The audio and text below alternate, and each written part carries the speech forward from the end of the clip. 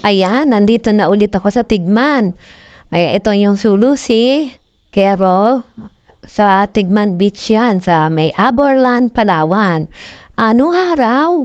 Noong dito pa kami tumitira, araw-araw talaga akong naliligo sa dagat. Pag summer nga lang, ang nakakatakot yung mga salabay, yung mga jellyfishes na talagang pag nakapitan ka, sunog ang balat mo.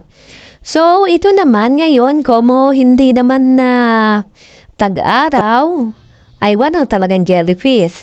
White sand talaga ito, yung buong Tigman. Talaga namang ito lang yata sa may part ng south ang medyo white sand. Napakalinis ng dagat pero ngayon siyempre medyo maalon-alon at saka medyo habagat. Sige pa rin ng ligo. Kumbaga, nagre-reminis nung panahon nandito pa kami. Kaya naman, ang sarap. Balikan ang mga nakaraan.